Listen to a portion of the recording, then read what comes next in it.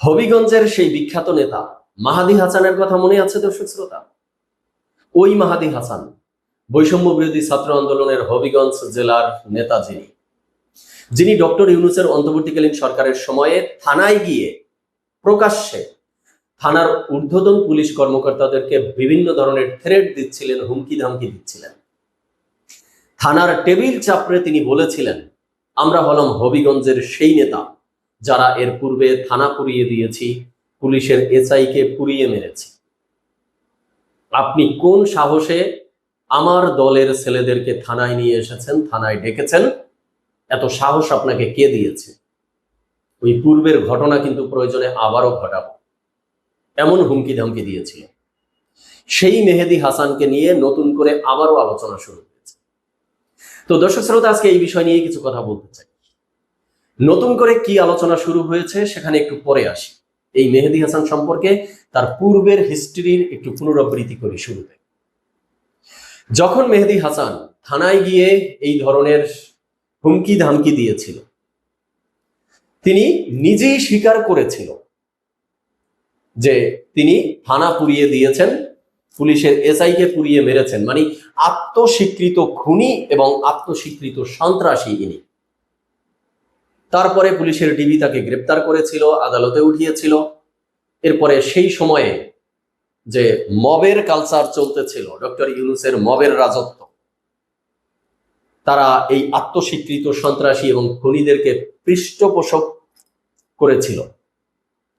তখন আইন উপদেষ্টা আসিফ নজরুল সাহেব তার ক্ষমতা বলে এই মাহাদী হাসানকে ছেড়ে দিয়েছিল, মুক্তি দিয়েছিল, রাতারাতি মুক্তি দিয়েছিল, আইনের উপরে অবৈধ হস্তক্ষেপ করে।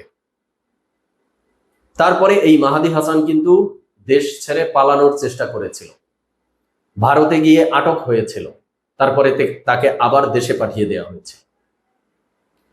তো এই ছিল তার পূর্বের হিস্ট্রি সংক্ষেপে। এবার আসি যে নতুন করে আলোচনা কেন শুরু হয়েছে। হঠাৎ করেই গতকাল মাহাদী হাসান তার ফেসবুক লাইভে এসে বলছে যে পেছন থেকে তাকে ছাত্র দলের যারা রয়েছে সেখানের স্থানীয়, তারা তাকে ধাওয়া করেছে, তার উপরে হামলা করতে পারে, তার ঝুঁকি রয়েছে। কিন্তু তিনি যে ফেসবুক লাইভে যখন এসেছে, তার রিকশার পেছনে কারা রয়েছে তিনি কিন্তু ক্যামেরাবন্দি করতে পারেননি। বিভিন্নভাবে ঘুরিয়ে ঘুরিয়ে দেখানোর চেষ্টা করেছিল, কিন্তু সেই ক্যামেরায় কেউই ধরা পড়েনি যে আসলে কারা তার উপরে আক্রমণ করতে চাচ্ছে বা তার উপরে হামলা করতে চাচ্ছে। যাই হোক, এটি তার দাবি। তারপরে গিয়ে থানায় আশ্রয় নিয়েছে। ইন্টারেস্টিং বিষয়, যেই ছেলে থানা পুড়িয়ে দিয়েছে, পুলিশের এসআইকে পুড়িয়ে হত্যা করেছে, আত্মস্বীকৃত খুনি এবং সন্ত্রাসী, সেই ছেলে এখন সেই থানায় গিয়ে আশ্রয় চায়, জীবন ভিক্ষা চায়, জীবনের নিরাপত্তা চায়। হাস্যকর না বিষয়টা?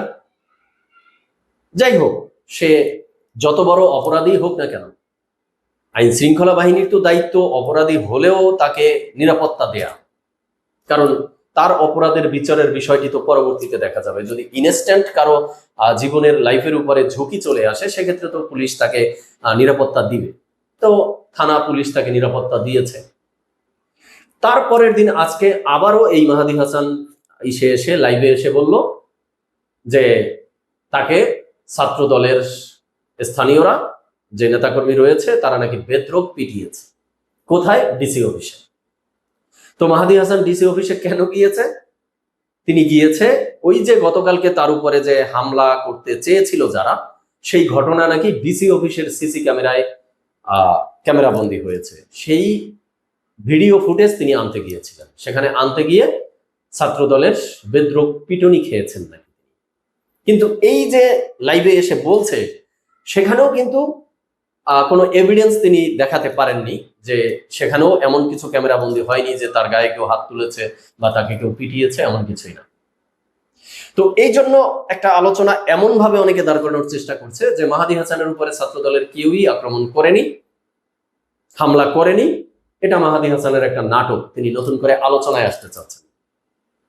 আবার অনেকে বলছেন যে ছাত্র দলই যদি তার উপরে হামলা করে, তাকে যদি বেধড়ক পেটায়, তাহলে ভিডিওতে যেটি দেখা গেল, তিনি নিজেই আবার মোটরসাইকেলে উঠতেছে, হসপিটালের উদ্দেশ্যে যাচ্ছে, তো এটা আবার কিভাবে সম্ভব? তাকে তো ভিডিওতে দেখা গেল দিব্যি সুস্থ মানুষ। আবার হসপিটালে গিয়ে যে দৃশ্য এসেছে, তাকে অক্সিজেন মাস্ক ব্যবহার দেয়া হচ্ছে, তার অবস্থা খুবই সংকটাপন্ন। এই হলো ঘটনা। তো এখন কয়েকটা বিষয়ে একটু কথা বলতে চাই। একটা হলো যে মাহাদী হাসান সে আত্মস্বীকৃত খুনি এবং সন্ত্রাসী।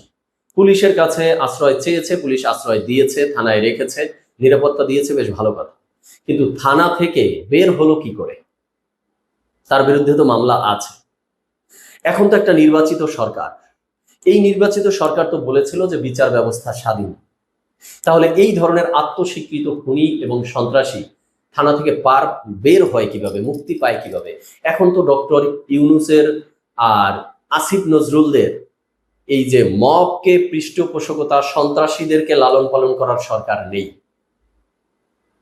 তাহলে এই ধরনের একজন আত্মস্বীকৃত সন্ত্রাসীকে, খুনিকে যে থানা থেকে মুক্তি দিয়ে দিল, তার এগেনস্টে যে মামলা ছিল সেই মামলা কি এখন নেই? আছে তো। তো তাকে গ্রেপ্তার করা হলো না কেন? সেই সময় না হয় গ্রেপ্তার করে তাকে রাখা যায়নি, কিন্তু এখন তো তার বিচার হওয়া উচিত ছিল। কিন্তু না, পুলিশ তাকে ছেড়ে দিল। অথচ আমরা অপরদিকে দেখতেছি যেখানেই আওয়ামী লীগ পাওয়া যায় সেখানেই গ্রেপ্তার করা হচ্ছে। সেই সময়ে ডক্টর ইউনূসের যে স্বরাষ্ট্র উপদেষ্টা জাহাঙ্গীর সাহেব ছিল, তিনি তো প্রকাশ্যে বলেই দিয়েছিলেন যে আওয়ামী লীগ পেলেই গ্রেপ্তার করো, তার বিরুদ্ধে মামলা থাকুক আর না থাকুক। বা আওয়ামী লীগের যাদেরকে গ্রেপ্তার করা হয়েছে তাদেরকে এক মামলায় জামিন দিলে কারাগার থেকে আর এক মামলায় শন অ্যারেস্ট দেখানো হচ্ছে।